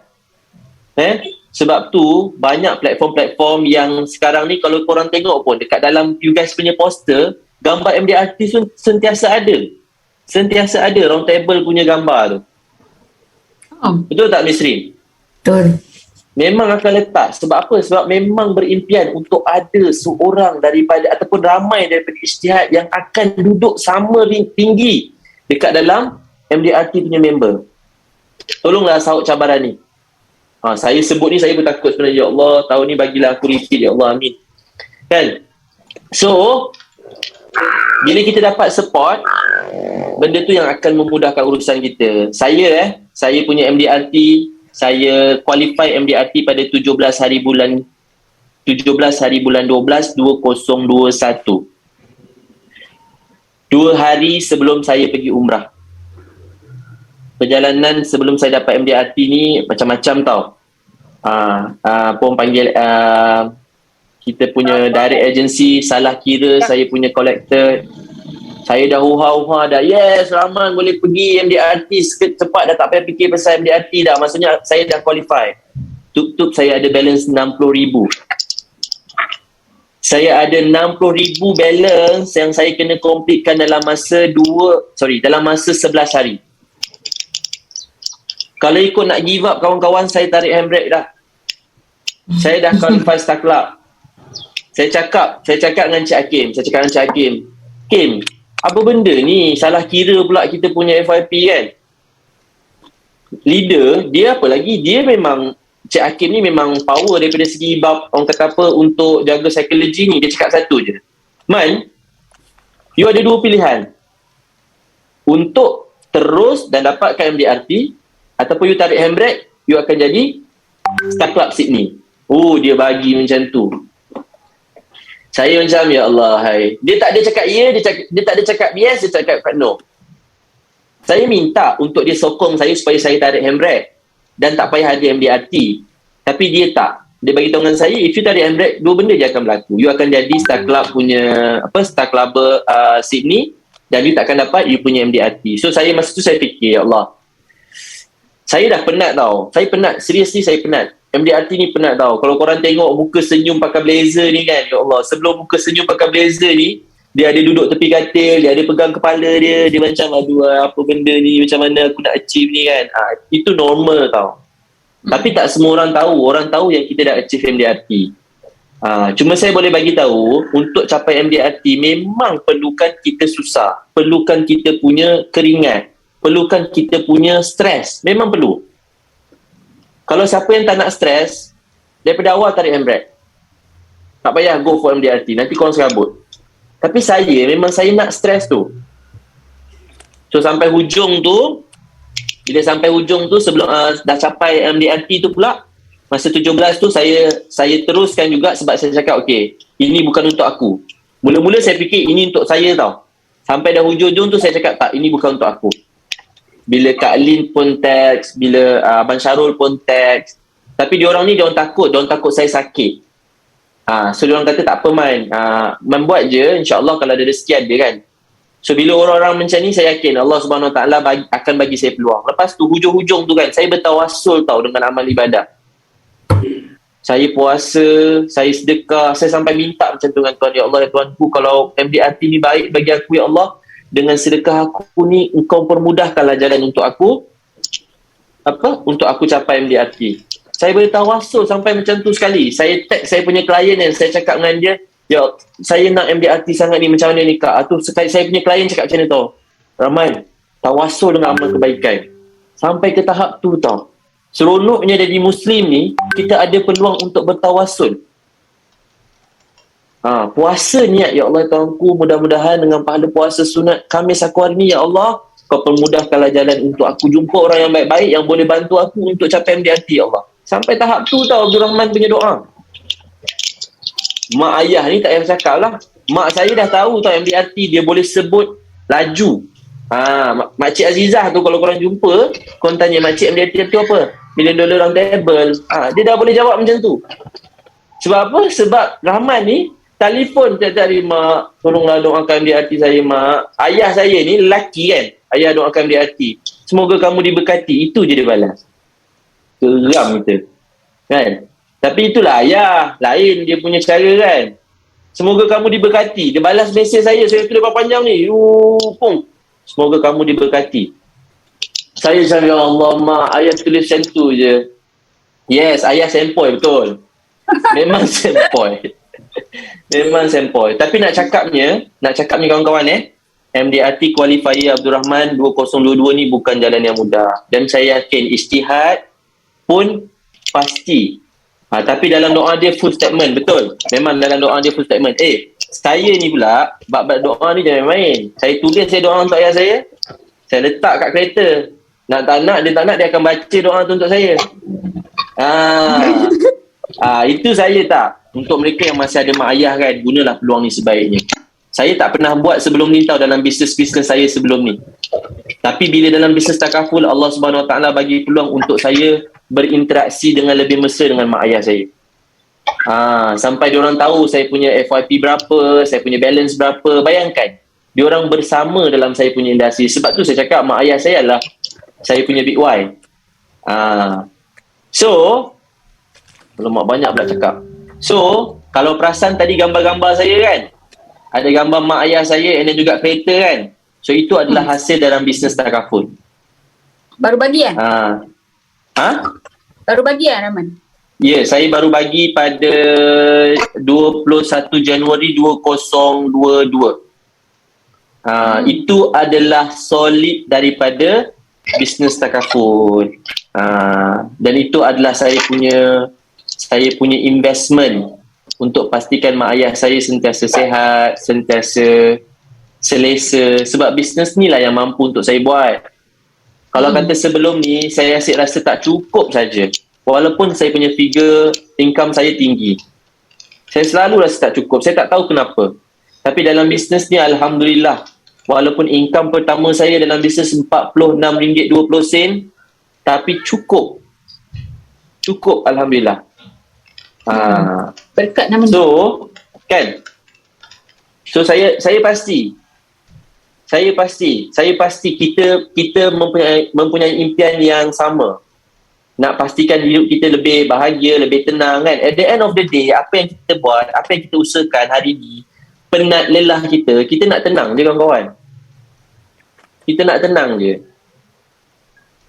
Kita tak nak kita serabut, kita kaya, kita ada duit berpuluh-puluh ribu, tapi kepala kita duk fikir itu ini tak tenang, pun tak guna juga. Bisnes ni, bisnes bantu orang. Bila kita bantu dengan ikhlas, rugi ke? Tak kan? Gambar ni baru keluar pula. Betul Misrin? Misrin dah bagi tanda ni nak kena berhenti insyaAllah. So kan? Gambar ni cantik. Saya takut Rahman lupa. Okay, baik. Tak, bukan. Okay, ini jenis saya sebagai takaful consultant. Kalau tengok gambar Encik Hakim yang baju putih dengan saya baju purple tu kan, itu first time kita orang jumpa. Dan masa tu saya cakap dengan dia, Hakim, awak buatlah apa-apa, saya nak bantu awak. Itu saja. And then saya bermula dekat dalam industri ni, saya yang gambar dekat tepi ni dengan Cik Hakim juga, banyak dengan Cik Hakim lah. Saya ni memang orang yang attach dengan saya punya leader. So that's why saya bagi tahu tadi, you guys kena apa-apa bagi tahu dengan leader. Contoh nak MDRT kan, minta leader tolong doakan. Saya dengan Cik Hakim pun sama juga. Bila minggu ni saya cakap, Hakim, minggu ni aku nak buat 10 kes, doakan aku. Dia akan doa tau. Dia akan doa, leader kita akan doa. Starting as a client Cik Hakim ni. Tak. Saya bukan client Cik Hakim. Saya dengan Cik Hakim ni belajar sama-sama dekat Jordan. Balik Malaysia, dia jadi pegawai syariah dekat ProBSN Takaful. Dia adalah orang yang susun kita punya syariah compliance thing dekat ProBSN ni. Lepas tu bila dia jadi join Takaful, saya join dengan dia. Sebab saya ni saya adalah orang yang serah diri untuk join dengan dia. Masa dia tak ada apa-apa, masa kawan saya ni di bawah tak ada apa-apa, time orang tak nak join dia, time orang tak percaya dia nak join buat bisnes Takaful, saya orang pertama yang ada dengan dia. Cuma saya bagi tahu dengan dia, Hakim, aku mungkin tak mampu nak bantu kau daripada segi kewangan, tapi semangat tu aku ada. Aku yakin kau mampu. Sampai ke hari ni alhamdulillah Allah bagi untuk saya bersama dengan Cik Hakim lah. So ini tim-tim saya jugalah. Banyak gambar saya. Saya ni suka selfie dan saya suka post. Saya orang yang tak confident, tapi saya suka selfie dan saya suka post supaya orang tahu yang saya wujud dalam industri ni. So nak tak nak, diorang akan terpaksa tengok. Saya tak kisah pun sebenarnya orang like tak like, sebab saya punya cara. Facebook dan IG tu adalah saya punya ruang saya. Kalau apa-apa pun saya nak berkarya dekat situ. Dan saya memang tak, kalau perasan kenapa saya selfie, sebab saya tak ada confident nak minta tolong orang untuk orang ambilkan gambar saya. Bukan saya tak percaya orang, saya tak nak menyusahkan orang. So saya selfie lah. Bila saya minta tolong orang tu, saya rasa macam, alamak, aku menyusahkan dia kan. Tapi nak katanya dalam bisnes ni, inilah yang kita mampu boleh dapat. Berjumpa dengan orang yang hebat-hebat, berkenalan dengan orang yang orang kata apa, perbaiki kehidupan ke arah lebih baik. Dan saya berada dalam Super 6 Group. Saya berada dalam Super 6 Group yang mana saya kenal dengan Kak Lin bukan sebab kereta, bukan sebab rumah, tapi sebab perjalanan dia sebelum dia ada SSG. Saya suka. Kak Lin tak pernah cerita pasal kereta, Kak Lin tak pernah cerita pasal rumah, melainkan dia terpaksa cerita. Sama juga dengan Hakim. Macam dia pula, saya suka dengan leader saya ni sebab dia tunjuk cara untuk saya berbakti pada mak ayah saya. Dia belikan rumah untuk mak dia 500,000 untuk mak dia, dan dia start dekat dalam bisnes ni. Kak Lin pula sama juga, bagi banyak dekat mak ayah. So saya happy dan saya boleh follow benda tu. Kita ni saling bagi energi tau. Kalau dalam industri ni kita ada lebih, siapa yang perlu kita kongsi dengan mak ayah kita? Sebab apa? Saya selalu pesan dengan diri saya. Saya selalu pesan dengan diri saya, Man, kita ni masa dengan mak ayah dah makin singkat. Sebab apa? Sebab mak ayah kita dah makin tua. Sama ada kita pergi dulu ataupun dia pergi dulu. Kalau kata kita pergi dulu, kita dah buat yang terbaik sepanjang hidup dengan dia. Bagi apa yang ada, selagi kita ada, bagi pada dia. InsyaAllah mungkin dalam usia yang singkat tu Allah angkat untuk kita masuk syurga disebabkan kita jaga diorang. Kalau mak ayah kita pergi, kita dah tak boleh nak berbakti macam yang kita boleh buat sekarang tau kawan-kawan. Kalau ada lagi mak ayah, pergilah mewahkanlah diorang sekarang. Mewahkanlah diorang sekarang. Cukuplah. Sebelum ni, diorang ni, ini adalah cerita. Sebelum ni, saya selalu risau dengan ayah saya ataupun dengan mak saya bila travel naik kereta lama tau. Saya tak ada idea pun. Sampai saya cakap, okey tak apa, nanti saya akan bagi Honda saya dekat diorang. Sampailah satu hari saya fikir, ya Allah, mak dengan ayah saya ni tak pernah ada kereta baru sepanjang hidup dengan kita orang. Tapi saya, dalam industri ni pula asyik fikir, nanti kita nak beli kereta baru. Sebab apa? Sebab kita dah terdidik dalam industri ni untuk ada kereta dan sebagainya, betul tak? Tapi saya, biarlah leader saya nak cakap apa ataupun sesiapa pun nak cakap, saya cakap tak boleh. Saya mesti pastikan dengan bisnes ni, saya boleh mewahkan diorang. That's why saya beli kereta baru untuk mak dengan ayah saya, hasil daripada saya bekerja sebagai seorang takaful konsultan. Ya betul. Bila diorang dah tak ada, doa dah tak ada. Bila diorang dah tak ada, kita dah tak boleh nak claim dah kebaikan yang kita ada. Kalau hari ni kita ada duit ataupun kita mempunyai rezeki yang banyak ataupun rezeki yang mungkin tak banyak, tolonglah berbagi dengan mak ayah. Diorang tak akan pernah minta dengan kita. Mak ayah saya tak pernah minta, kawan-kawan. Tak pernah minta. Tapi saya cakap, ya Allah, saya sendiri. Saya cakap, sama ada aku pergi dulu ataupun mak ayah aku pergi. Kalau aku pergi, sekurang-kurangnya bila Tuhan tanya, awak muliakan family, mak ayah awak dengan rezeki ni, alhamdulillah ada sebab, betul tak? Kalau mak ayah kita pergi dulu, kita dah berbakti sebaik mungkin dengan dia. Dan satu lagi, walaupun kita mempunyai ahli keluarga yang mungkin mempunyai rezeki yang luas dan sebagainya, berebut untuk bagi. Berebut. Saya suruh cakap terus terang, berebut. Sebab apa? Sebab setiap daripada kita tengah claim pahala tu. Tak apalah, Alung dah bagi. Alung dah belikan emas untuk mak. Tak apalah, Angah tak payah. Berebut. Sebab bila dah tak ada, masa tu dah tak bermakna untuk kita. Saya pegang benda ni, dan leader saya leader saya Nazri, dia pernah pesan, dia katakan mungkin Allah Subhanahu Wa Taala bagi peluang untuk kita jadi takaful konsultan sebab Allah nak angkat kita orang yang mampu untuk bahagiakan keluarga daripada segi keuangan kepada keseluruhan ahli keluarga. Jadi kita kena aminkan benda tu. Bila kita jadi takaful konsultan, kita mampu untuk buat. Dan saya, bila saya jadi takaful konsultan, saya tak pernah berkira dah dengan adik-adik saya. Alhamdulillah, Allah bantu saya untuk tidak berkira dengan abang, kakak, adik-adik saya. Bahkan saya bagi tahu dengan diorang, di kalangan ahli keluarga kita ada yang mungkin tidak mempunyai rezeki yang luas daripada segi harta, tetapi mempunyai masa yang baik untuk berkongsi dengan kita, kebahagiaan dan sebagainya, betul tak? Tuhan pilih kita untuk mempunyai rezeki yang baik daripada segi kita punya komisen yang banyak dan sebagainya untuk berkongsi dengan diorang. Sebelum ni, saya mungkin berkira dengan gaji saya tu, saya cakap tak apa, ini kan gaji saya, buat apa saya nak kongsi dengan orang lain. Tapi bila dalam industri ni, Allah jentik hati saya. Kan, Nabi pun pesan, kalau kata nak bantu, bukan bantu orang lain, tengok dulu ahli keluarga yang susah. Sebab apa? Nanti dekat akhirat, walaupun kita kaya, ada adik-adik kita yang susah, kita tak bantu, kaki kita akan ditarik. Dalam bisnes ni, Allah bagi peluang untuk kita buat sebaik mungkin dalam kehidupan kita. Walaupun kita dah mempunyai harta, kan, janganlah berkira. Saya minta, kalau korang tak dapat idea di hati saya, yang ini dapat. Bakti dengan mak ayah, jangan berkira dengan adik-beradik, dan Allah akan luaskan kita punya perjalanan kehidupan kita untuk kita dapat apa yang kita nak kat dalam industri ni. Percayalah yang tu. Dan Alhamdulillah, macam saya tengok mak ayah saya naik kereta tu, saya sendiri yang sebab. Saya cakap tak sangka dengan rezeki bisnes takaful yang orang reject, yang orang selalu cakap macam-macam, tapi Allah bagi peluang untuk saya berbakti dengan dalam industri. Kan? Bila mak ayah dah pergi, kita dah tak mampu, tak ada apa dah kita nak kongsi dengan dia orang. Walaupun masa tu income kita dah RM100,000. Bila income kita bermula dengan berpuluh-puluh ni pun bagilah pada mak ayah. Kalau ada masalah dalam industri kan, call mak, apa khabar, mak sihat ke mak? Saya ada masukkan saya ada masukkan RM50, mak gunalah mak, doakanlah supaya saya ni sentiasa berjaya, sihat dan boleh orang kata boleh terus menyumbang. Tu je. Cari tu dulu. Kalau kata rasa hati tak tenang ni, buat tu dulu. Tak payahlah buat benda lain, tak payah nak macam hai. Lepas tu jangan salahkan orang lain. Tolonglah dalam industri jangan salahkan orang lain, sebab bisnes kita ni bergerak sendiri.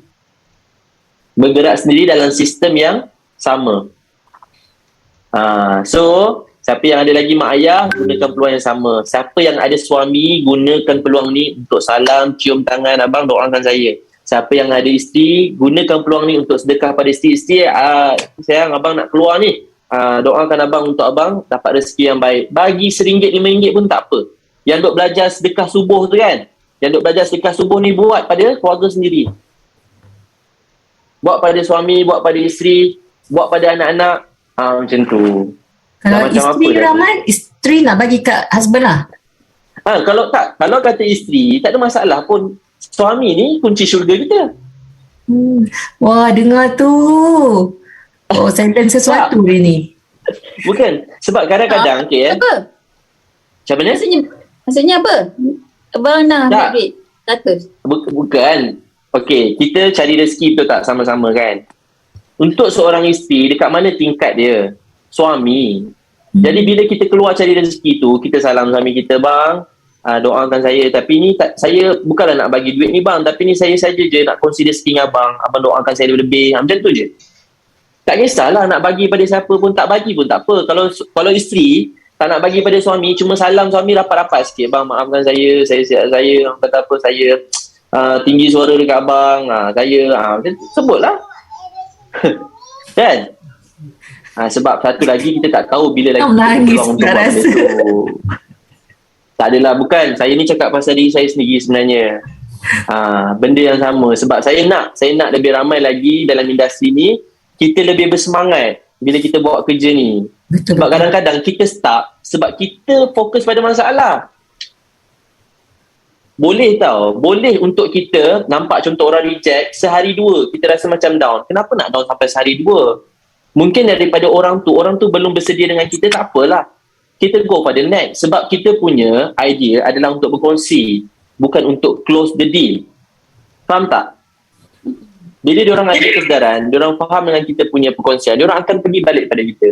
Tapi cara untuk kita dapatkan MDRT, income yang lebih, kita kena buatlah sebagai seorang Muslim ni.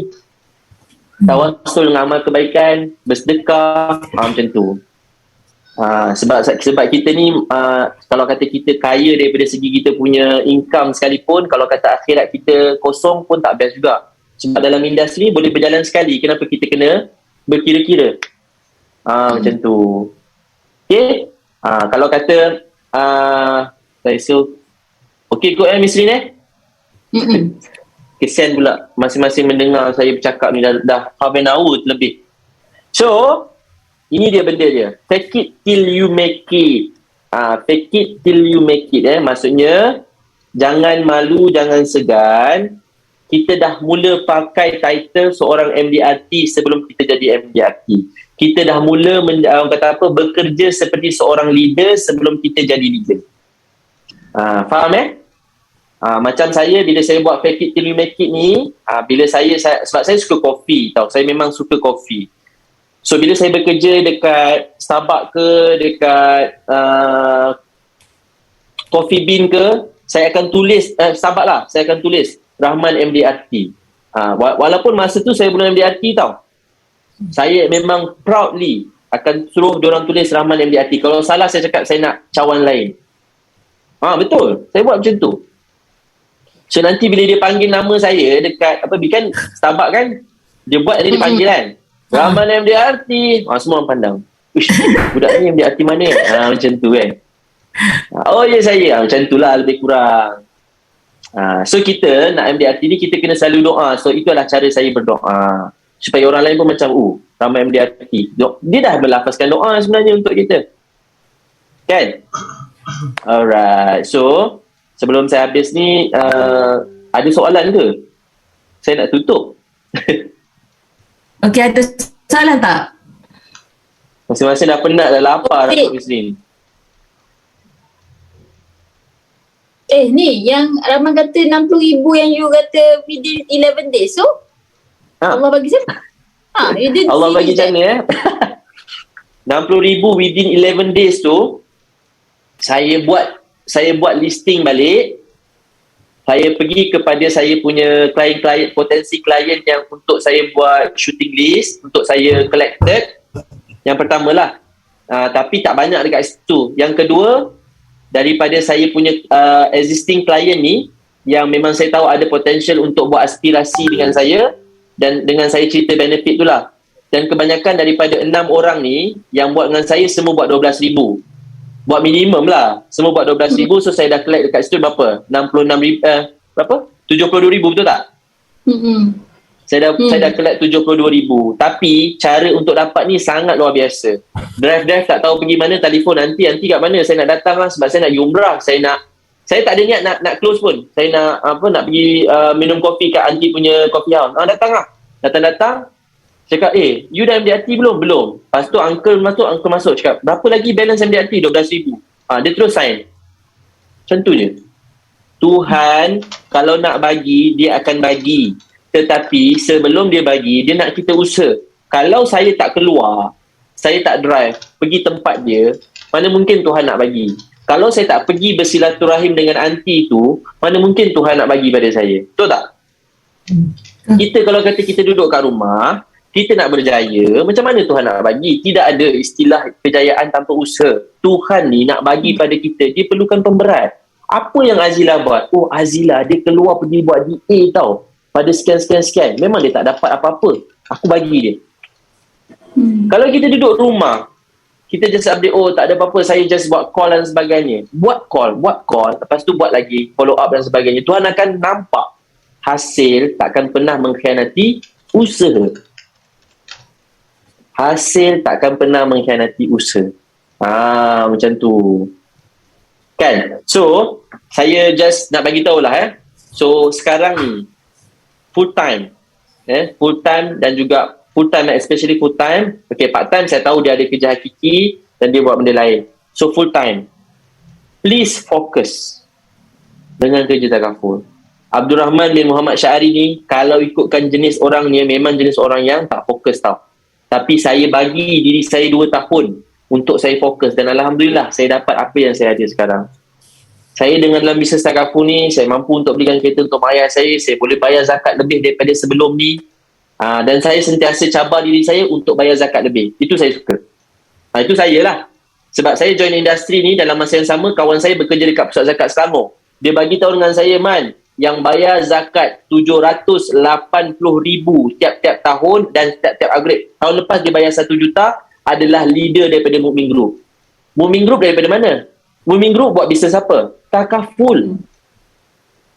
Kalau kita rasa nak bantu lebih ramai orang, buat bisnes takaful betul-betul fokus. Allah akan bagi peluang untuk kita. Janganlah bila kita buat tahun pertama, tahun kedua, kita dah kata kita nak bayar zakat 1 juta. Berbijaklah dekat bumi nyata juga kawan-kawan. Tak boleh macam tu. Dia berperingkat. Tapi kita kena ada target. Saya memang target. Saya nak bayar zakat melalui bisnes takaful 1 juta. Tuhan akan bagi step by step. Sebab apa? Sebab saya dah minta. Lepas tu, yang kedua yang saya boleh tinggalkan, tolonglah sayangkan grup Ijtihad. Tolonglah sayangkan grup Ijtihad. Kita tak ada orang lain dah pun. Kawan-kawan semua tak ada orang lain dah. Saya sayangkan SSG. Kalau macam mana sekalipun, saya akan pertahankan SSG. Kawan-kawan yang ada dekat sini, tolong sayangkan Ijtihad. Sebab Ijtihad lah di mana tempat kalian bermula Dan sekarang ni walaupun income dah 10-20 ribu pun, bermula daripada bawah sebenarnya kita ni. Dekat mana? Dekat ijtihad. Jadi bila kita ada income yang lebih, janganlah kita buang kita punya group. Sayang group kita. Salinglah berkongsi, salinglah memberi. Bila you memberi, you akan dapat. Believe and selalu percaya. Bila awak jadi energy giver, Allah akan bagi lebih pada diri awak. And then selalulah dengan leader. Hormat leader, selalu dengan leader.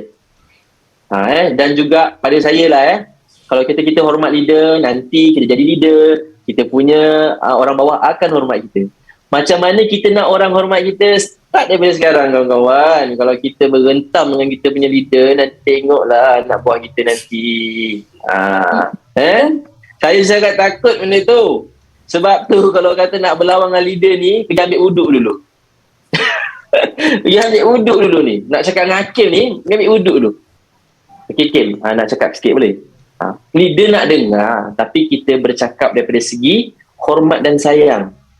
Bukan kita cakap tu, bolehlah Misrin itu ini orang ni. Misrin tu sebelum dia ada apa yang dia ada sekarang, sama macam Kak Lin ni, diorang ni dulu makan berkongsi tau. Kalau beli roti canai tu makan berkongsi. Kenapa tak tanya Misrin masa dia makan berkongsi tu dia buat apa? Kan? Betul tak? Kita selalu nampak Misrin dah ada rumah, dah ada keluarga yang besar, dah ada bisnes yang hebat dan sebagainya. Saya, bila saya tengok Misrin, saya suka nak tanya tau, apa benda yang dia buat sebelum dia dapat tu. Dan macam mana Misrin boleh fokus and still berada dalam industri. Mestilah ada benda. Kita pula manusia ni suka melihat orang luar. Kadang-kadang tak nampak leader kita punya effort. Betul tak? Dan saya nampak satu benda bila kita bersama dalam agensi, kita rajin untuk memberi dalam agensi, insya-Allah rezeki kita akan berlimpah ruah. Tolonglah berebutlah jadi energy giver. Berebutlah jadi energy giver untuk bantu ijtihad. Yang pertama, tolong juga buat dalam ijtihad ni jadi lebih meriah.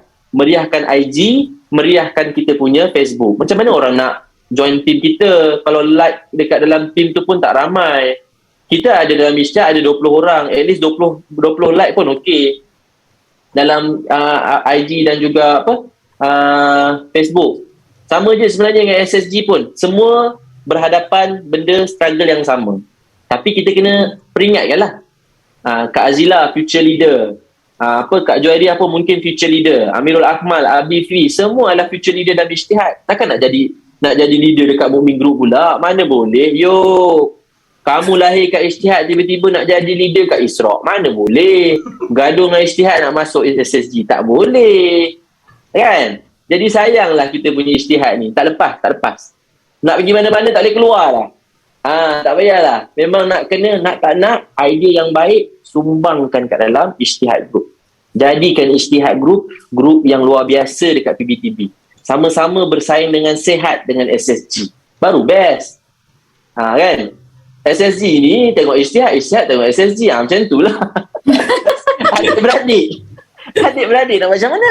Kan? Alhamdulillah diberikan peluang untuk bersaing macam tu. Okay? Saya buka pada ijtihad ataupun kawan-kawan lain. Kalau kata ada peluang nak tanya apa-apa dengan saya, kalau kata lepas just tanya je. Macam ni lah Abdul Rahman ni pun. Cuma kalau jawab balas lewat tu, mungkin saya busy, saya dengan saya punya klien dia macam tu. Tapi insyaAllah saya akan berkongsi. Itu saja. Hiduplah untuk memberi sebanyak-banyaknya, kerana nanti kita akan dapat lebih banyak daripada Allah Subhanahu Wa Taala. Itu saja. Lamalah saya punya session ni.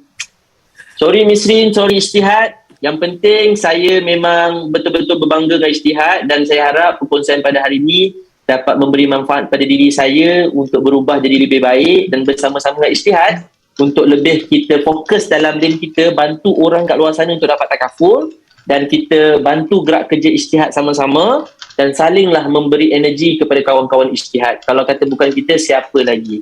Jangan tanya orang lain, tanya diri kita apa yang kita dah bagi pada ijtihad. Itu akan lebih memberikan energi yang luar biasa pada kita untuk lebih sayang ijtihad, lebih orang kata apa, lebih tahu nak buat apa untuk menyumbang dalam ijtihad. Saya minta maaf kalau ada kata-kata saya yang menggores hati kawan-kawan, dan harapnya kita terus bersahabat, dan kalau ada rezeki kita jumpa lagi insya-Allah. Over to you Kak Miss Rin. Alright, okay, Alhamdulillah. Terima kasih Rahman di atas perkongsian yang ikhlas dari hati. So memang saya tak expect perkongsian daripada Rahman ni memang deep macam ni.